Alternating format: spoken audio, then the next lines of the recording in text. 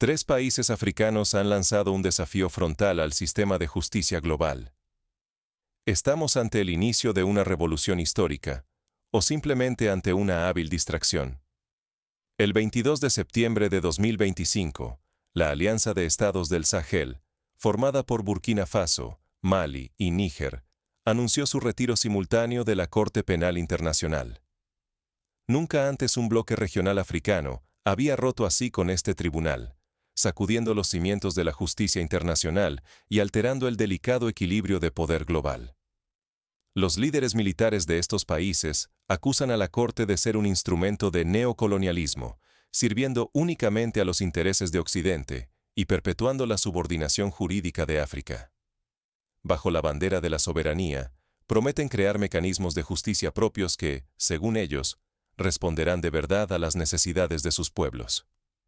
A la cabeza de esta maniobra se encuentra el capitán Ibrahim Traoré, símbolo de la revolución legal en Burkina Faso y figura de una narrativa que une orgullo nacional con desafío a la hegemonía occidental.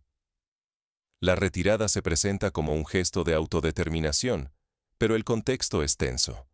Estos gobiernos militares atraviesan profundas crisis de seguridad y legitimidad, mientras el mundo los observa con creciente desconfianza por presuntos abusos y ausencia de transparencia. La gran pregunta es inevitable. ¿Estamos viendo el despertar de una emancipación africana capaz de devolver el control del destino a sus propias manos?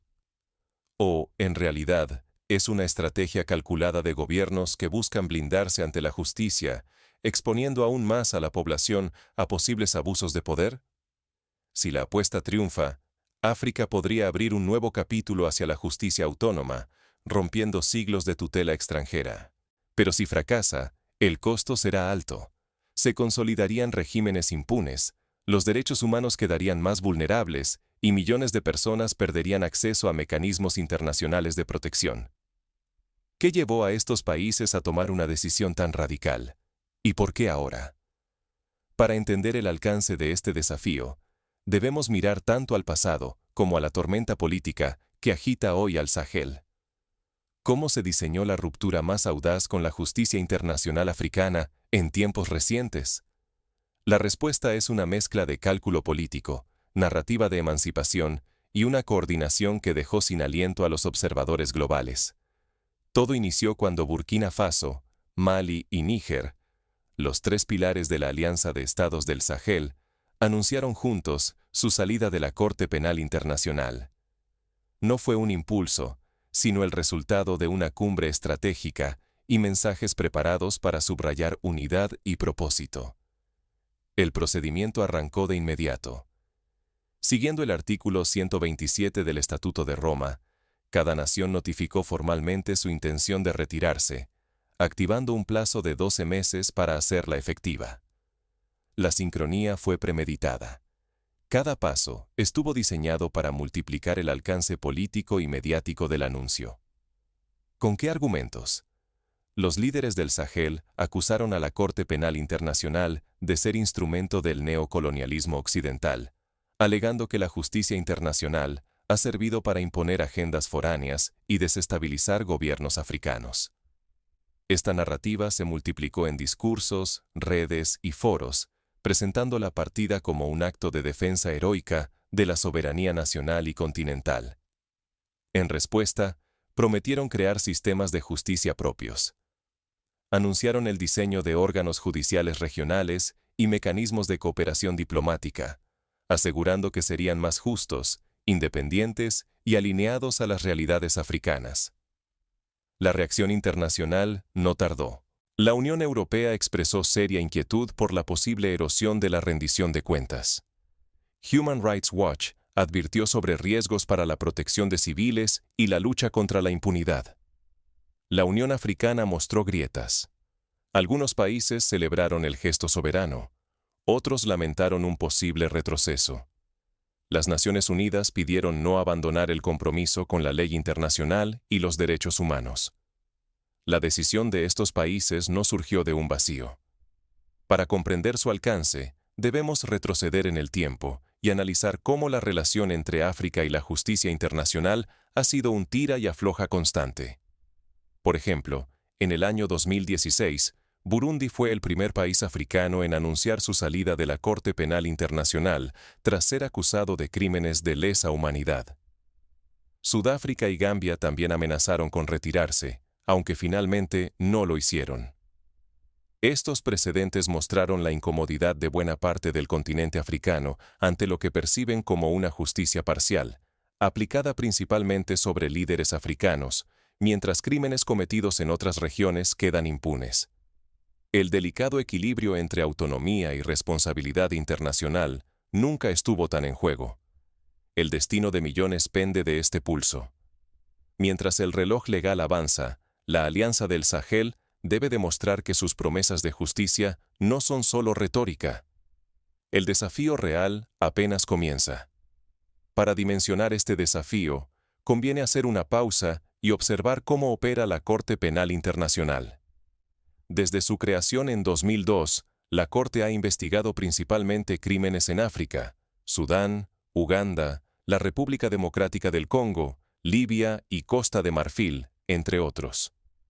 De los más de 30 casos abiertos hasta hoy, más de 2/3 involucran situaciones africanas.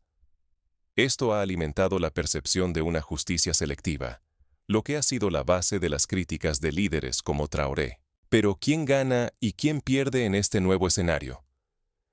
El retiro de la Corte Penal Internacional representa un arma de doble filo.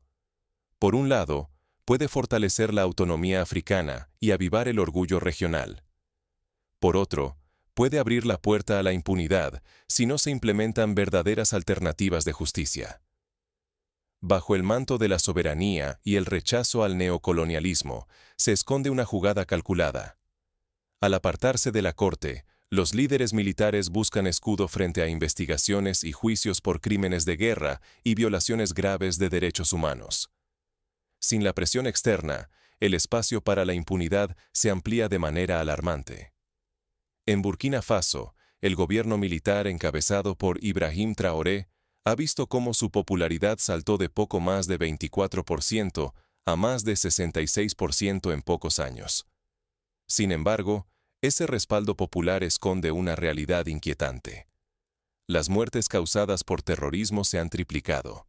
El Estado controla apenas 1/3 del territorio y más de 2,5 millones de personas enfrentan hambre severa.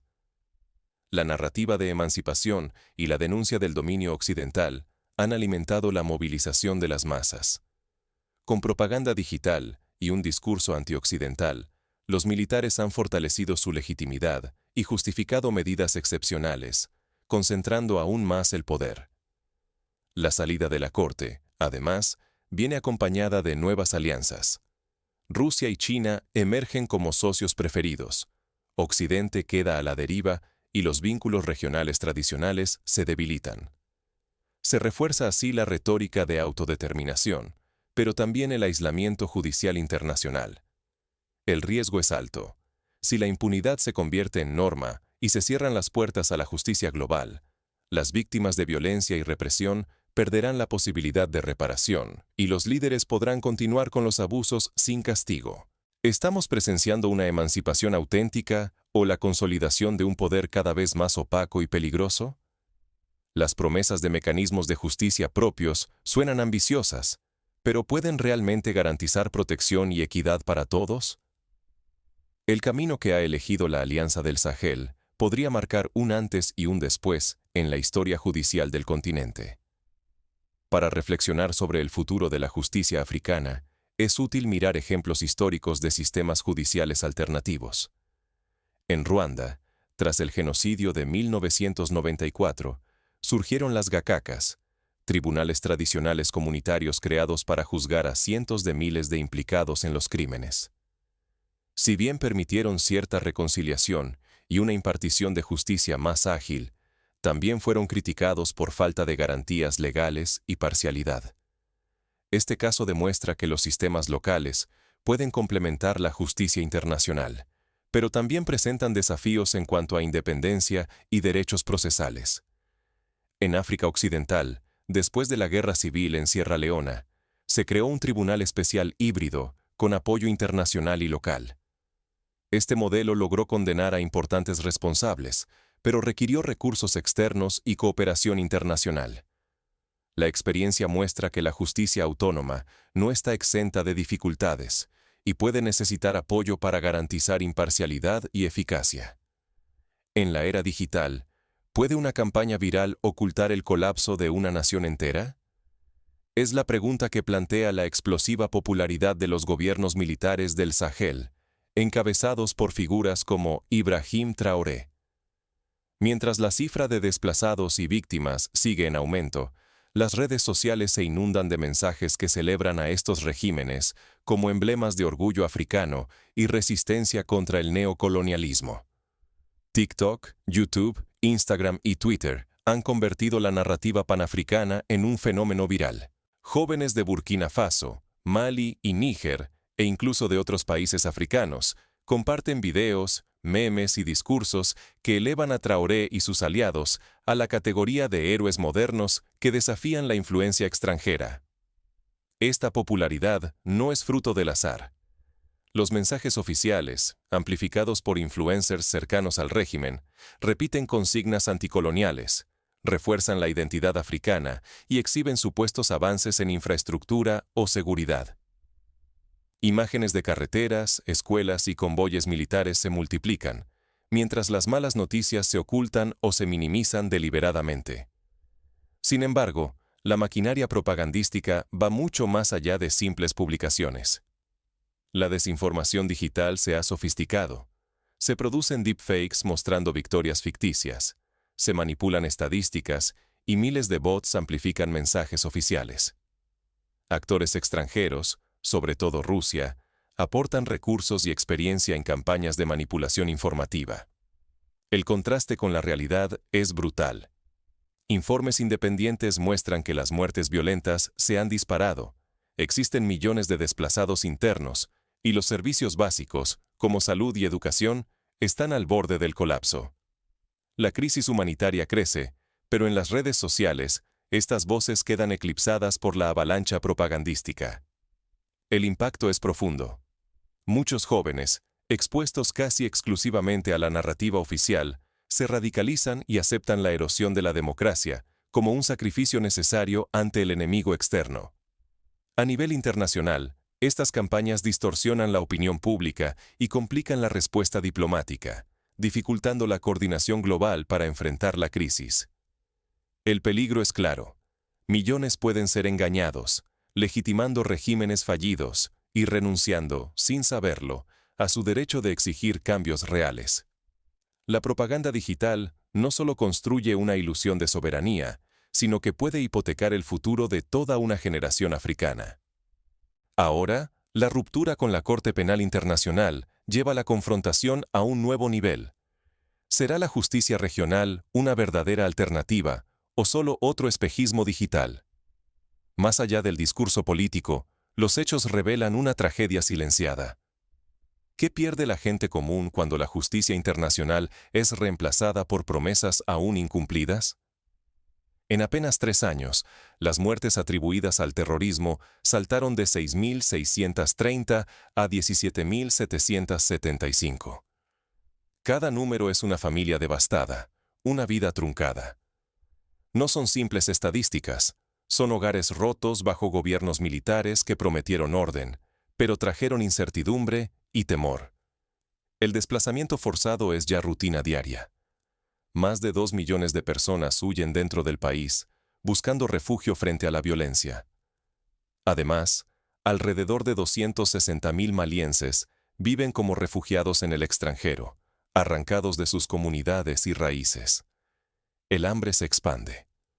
Hoy, 2.700.000 personas padecen inseguridad alimentaria aguda. Madres que acuestan a sus hijos sin cena, niños que ven su futuro arrebatado por la falta de alimento y esperanza. Los servicios esenciales colapsan.